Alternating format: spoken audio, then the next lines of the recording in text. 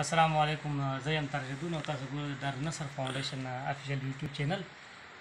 ناظرین کرام، نن ما سره د خپل علاقې د محفوظو یو غټه هستي یو سپین ږیری چې هغه زموږ جنرال کوڅه هم پاتې شوی د علاقې دپاره هغه ډېر زیات خدمات دي، زموږ مشر دی او نو هغوی نه به موږ د خپل د دارالنصر فاونډیشن چې موږ جوړ کړی کوم شوي د هغې باره کې به دوی رایه به هغه اخلي. السلام علیکم. وعلیکم السلام.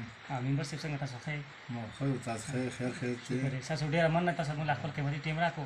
ممبر صاحب، موږ دا تنظیم جوړ کړی تقریبا 2 میاشتې وشوي او په علاقې کې د خپل مراسمونو تل هغه جذبه ده، اوس روان یو. نو دا اوس په روژه کې موږ راشن تقسیم کړو. اوس چې د غنم کوم چې راغونډ کړي وو هغه چې دي او هغه موږ اوس د هغې کوم څومره آمدني ده هغې موږ مخې ته د دې غریبانو لپاره راشن چې کوم یتیمانان چې کوم کونډې چې دي یا کوم چې بچي چې دي هغه لکه سبق نشي ویلی یا کوم داسې خلک چې هغه ایمرجنسي شي، بیمار شي، اپریشن شي که نه، نو دې بارې تاسو څه ویل غواړئ؟ دا ډېره ښکلې خبره ده، ځکه دې کې یتیمانان مې کونډې زړانۍ پکې چې هغو بار ته وتی نه شي، څه دغه شتی نه، څه ضرور شتی نه.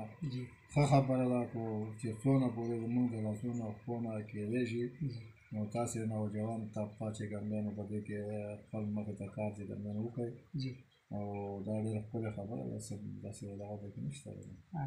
نو دا خو موږ لپاره هم د خوشحالۍ خبره ده چې زموږ د مشر دی پوه شوې او موږ داسې یو قدم اوچت کړی و. کشران مې پوهېږو نه، اوس یې به هغه جذبه ده او چې دوی موږ داسې حوصله افزایي وکړل نو لکه مخکې زموږ هغه نور هغه طاقت، هغه انرژي او هغه توانایي چې هغه زموږ لا ښه سیوا شي.